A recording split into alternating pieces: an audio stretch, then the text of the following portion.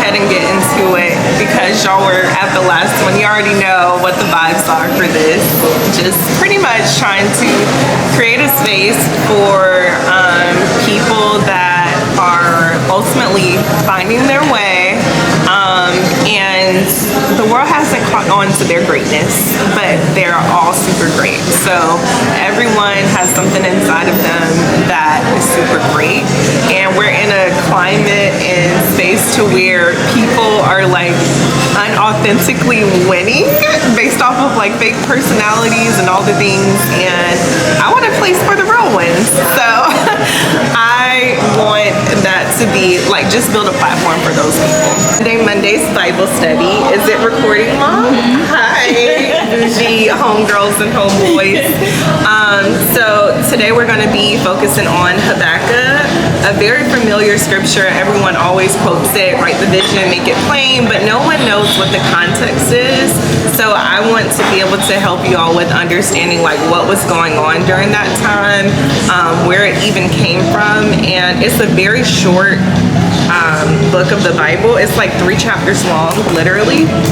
I read it last night in its entirety, so I'm just gonna kind of like walk y'all through my notes in it, and we can just kind of like have a discussion.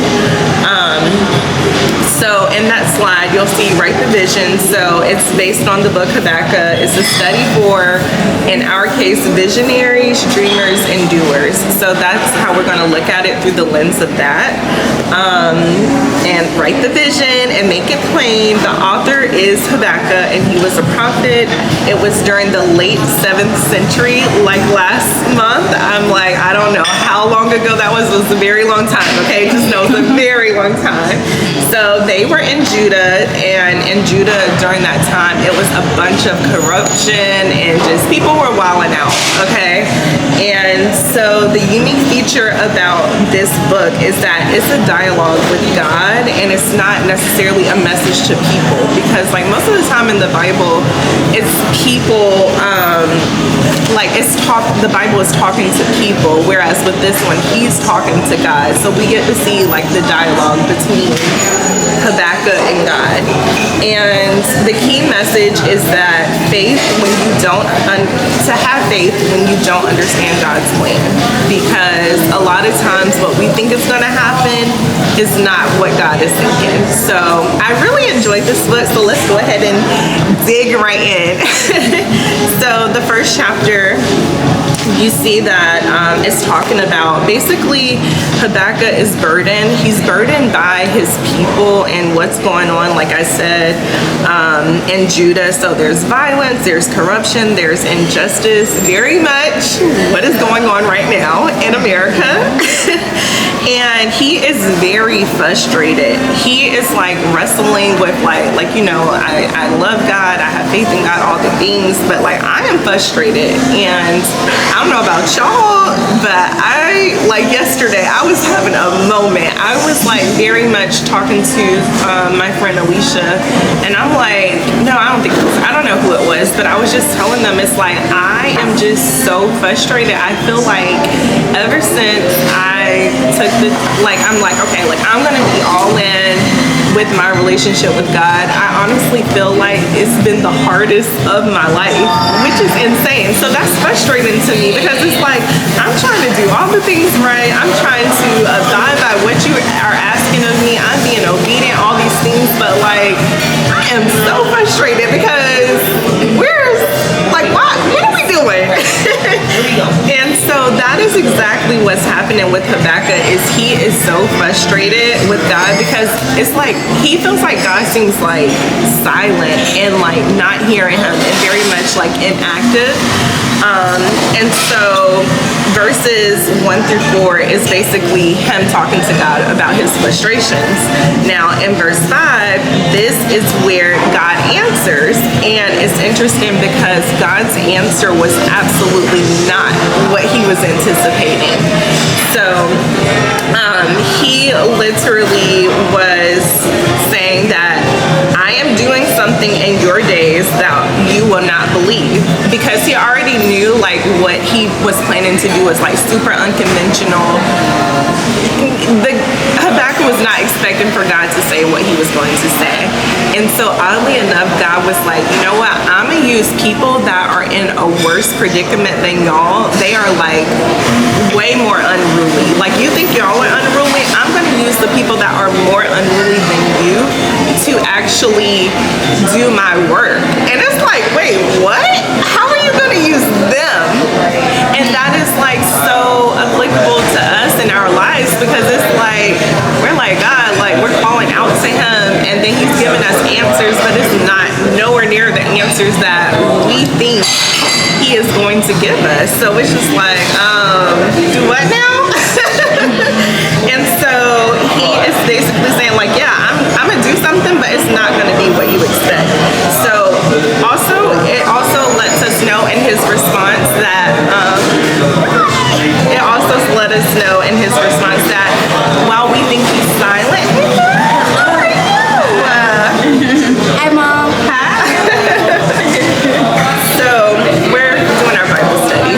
So basically he's saying like, you know, this is where God is showing too that he's not being silent. Like he is very much working on something and he's trying to explain to him what he's doing, but he's like, listen, you're not gonna understand what I'm doing, but I am doing something. And so basically God uses unconventional methods to bring us growth, structure, and pruning. So we all want growth. We don't like pruning, which is like basically like shedding of something, right? Isn't that what pruning is? Okay. So like we don't enjoy pruning, but we want growth. And sometimes we have to get pruned in order to grow, because God can't grow like where we are right now. So we need to shed some stuff off. And so basically the people that God chose to use in order for his will to be done, they were super innovative, and they were innovative in warfare. So like they were horrible people. Let's just put that there. They were literally horrible people. But the thing was, they were innovative. Meanwhile, Habakkuk's people, which were the people of Judah, they were stagnant. So it's like these people were ruthless, like killing people, doing all the different things. Meanwhile, the people of Judah that Habakkuk, who his issues were for, they were stagnant. And God was like, you know, even though they're not doing what they are supposed to do, they are going on what they're doing. So I'm going to use them. And he's not condoning them doing what they do.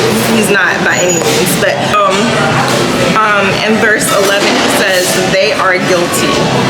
Their strength is their God. So that's why they're guilty. They're guilty because they're not using God for what they're doing. The people that he's going to use, oddly, are literally like idolizing their strength in violence, basically, not God.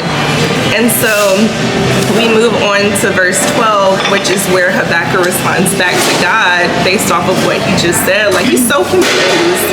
He is so confused right now. And I think that sometimes like people will make you feel guilty about being confused and having questions around things that God is doing that you don't understand. But it's okay to literally have an honest wrestle.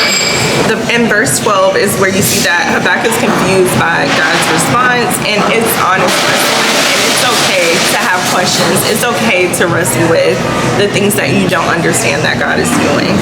Because basically he's seeing injustice thrive while he's, oh my, yeah, that is good. Love it. Oh yeah.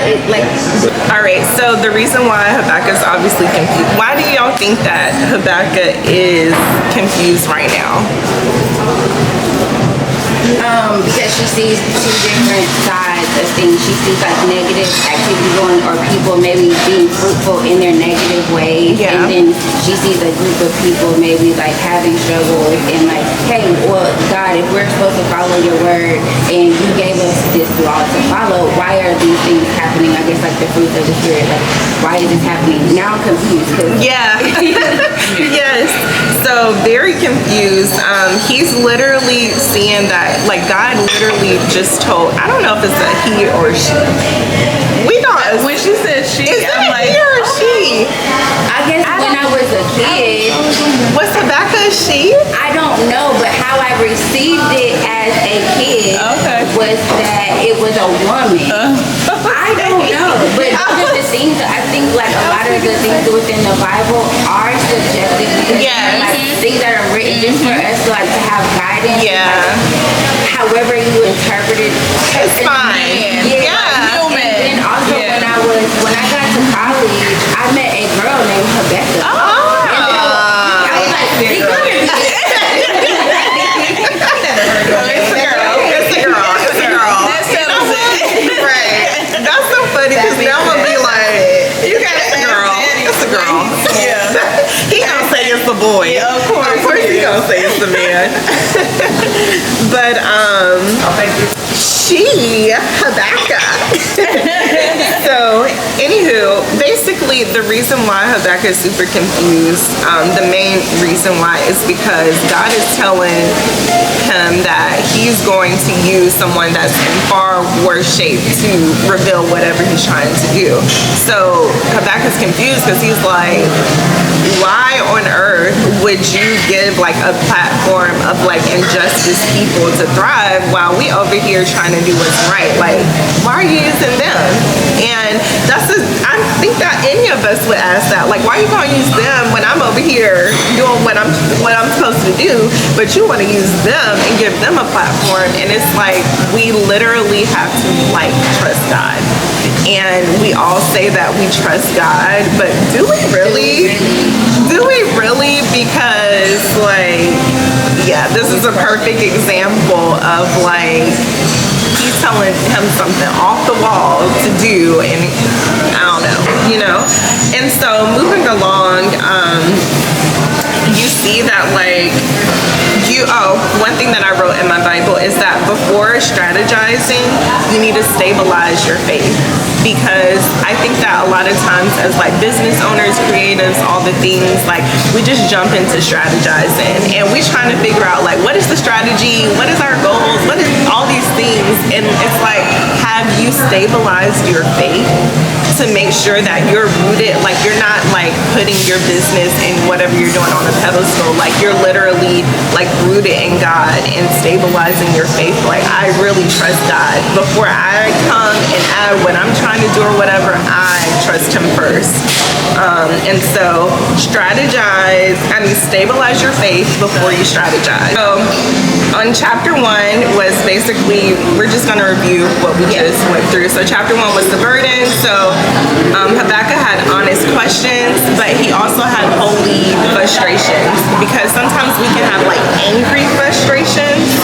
So we are entitled to have frustrations, but let's keep them holy. Like, let's keep them rooted in the fact that we have faith in God. When we have angry frustrations, that lets us know that, okay, we out of line because we're not trusting God. So when you find yourself angry and frustrated, you're not considering the fact that God is in control. So try and shift your mindset instead of being angry to be like a holy frustration. Does that make sense? And the entrepreneur lens, when things feel unfair or stagnant, God is strategizing behind the scenes. So when things are like, what in the heck is going on, and he's speaking to you, or you're trying to speak to him and it doesn't seem like there's an answer, God is always working on your behalf. I didn't have coffee all weekend. It's like, well, you don't need to double down today. We can come back tomorrow. Did you want to come? Yes. I don't see the one I always get. Did you want to work for now? No, I That is my weakness. Yeah, you don't like instructions. I don't like instructions. You don't like following no kind of instructions. I do. You like to give them. No. Yeah. That's not true. But when I have my mind set on something, it's like you can't. So like, it's the second slide. On the second slide. Oh. Oh, thanks, I feel love. like every time I see you, I'm giving you Drugs. Yes. Is it that? Is it? Why? Wait. Your hair looks so tiny and mine looks so big. Make sure you want to Okay, I don't know that. Thank you. So, for the people that are hard of instruction, so on the second slide, it has like access here, and that's like a journaling thing that you all can use throughout the day to kind of like journal through like what's going on, whether it's business, life, whatever. It's personal to you, so I Who don't. lets me open it from my phone? Okay.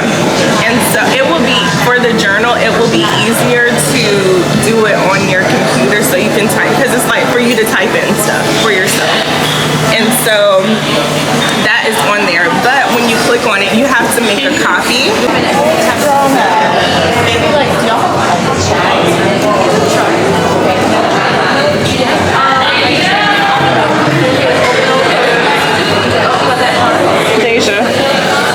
Deja, say hi.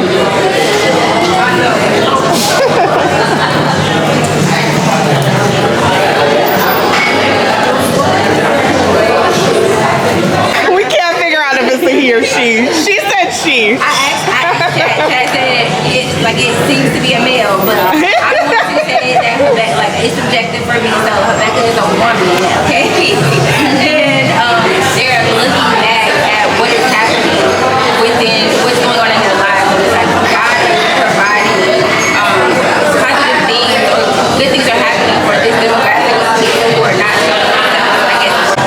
But it was based around women empowerment and self-love. And so she came up to me after everything and she said, "Can you believe that this was her vision and it came alive?" And I was just like, I didn't think about it that way.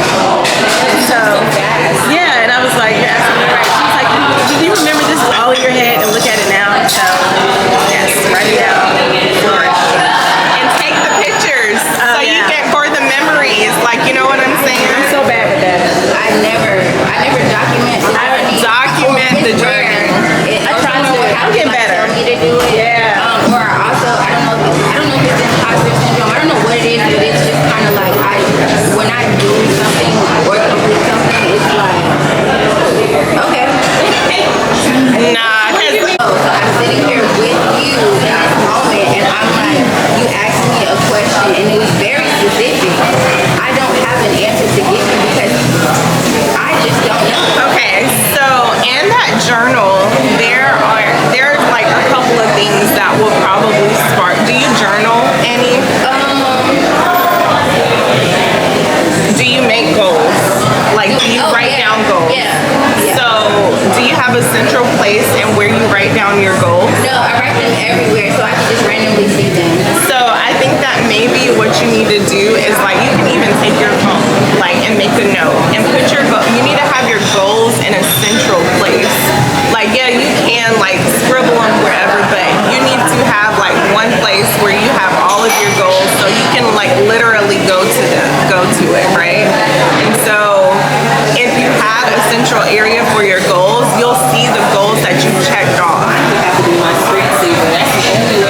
Your screensaver.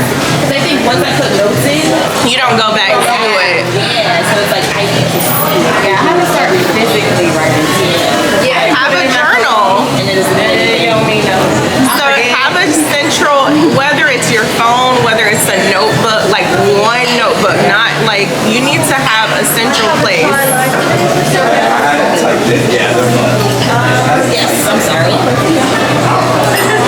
But yeah, you need to have a central place in which you can go to your goals so that in moments like this where it's like, I feel like I haven't accomplished anything. I don't have that feeling either. I just don't have nothing. It's just, Mom, you kind of understand where I'm coming from? Like, it's just nothing. Like, I don't feel good or bad. It's just like, So you don't, like moving through life.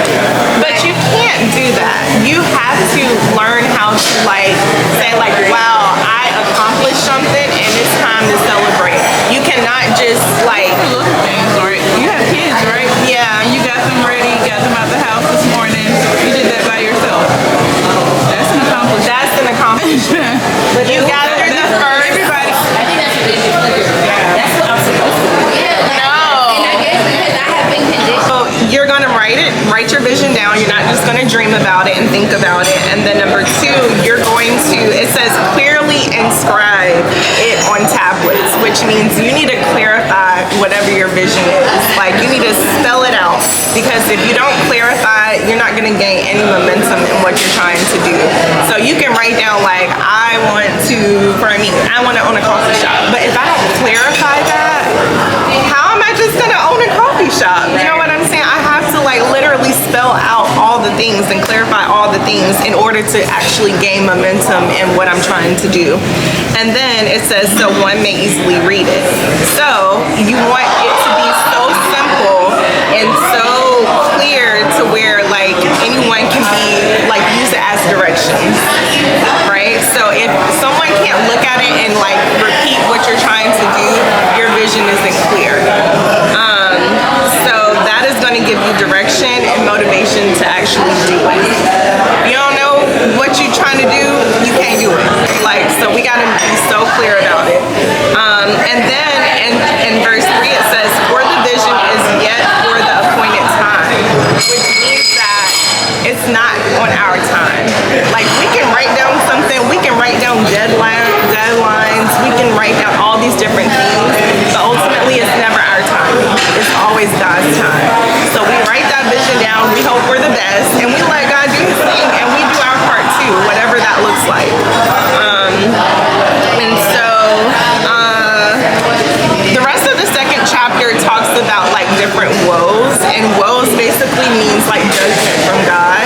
So if you remember in chapter 1 how it was talking about how there were like these people that God were going to use, and Habakkuk was so confused because he's like, but these people are like terrible, and God is like, I got this, don't worry, don't ask no questions, just do what I tell you to do and I got the rest. And so here is where we actually see God spelling out the things that those people that were doing bad things, what they were doing, and how he was going to cast judgment against them. Even though he's using them for a purpose, he's still like, no bad deed or, you know, nothing like that is going to go unfinished with him. So like you can see someone is like, dang, like they doing all this and that, but it looks like they're winning. No, they will have judgment against whatever they're doing against God's word. And so the judgments in chapter 2 was for people that were greedy, people that were unjust, people that were violent, people that were immoral, and then people that had like idols. So those were the different things that those people were doing. Now, I think, okay, so in chapter 2, we're going to write it, we're going to wait for it, and we're going to walk by faith. So we want clarity before we execute. We don't just want to jump out and try to start execute. We need to get the clarity first, and then we'll execute. And then don't build blindly, wait on God's blueprint. So obviously we're going to seek his face and make sure that this is something of God's will and not our own. So what vision has God given to you that you feel like needs clarity? Anybody got an answer? You said what vision? What vision has God shown to you or revealed to you that he wants you to do that you feel like you need to create more clarity around? Like have the vision of like, because what I'm trying to do is like content strategy, so I want to be able to help people with their content as far as posting and all that stuff, but I don't want to be like overwhelmed with it all at one time. So I'm like, okay, Jane, just take it slow, deal with one person at a time. Everyone's like, oh, we're waiting for one person. And I'm like, How old are you? 36. Okay, and you said, and what are your goals? Like your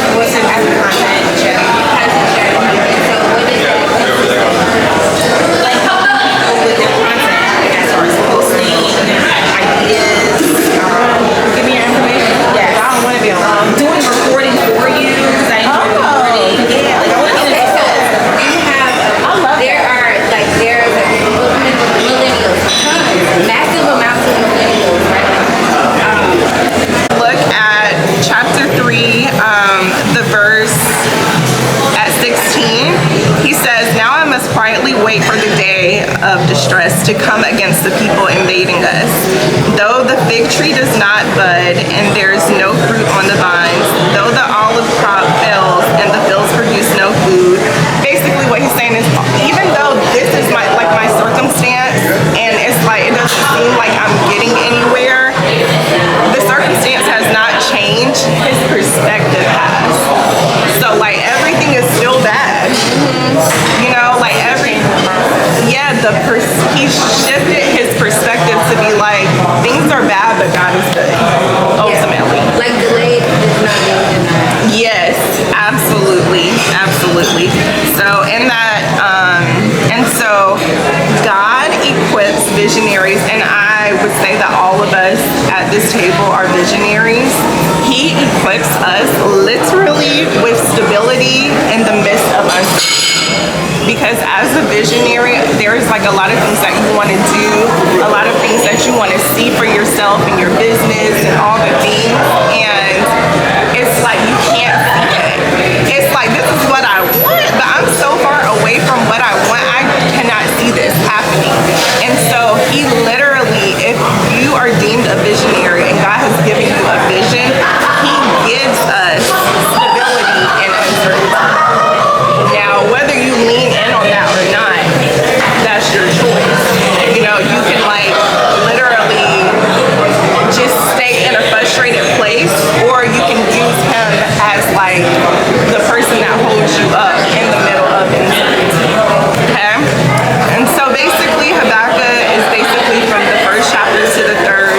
You see the first chapter where Habakkuk is burdened, and then you see the second chapter where God gives him the blueprint and tells him to write the vision and make it plain. And then lastly, you see the breakthrough, but it's like in our mind, like we have to, our breakthrough only happens when like we're in a good place.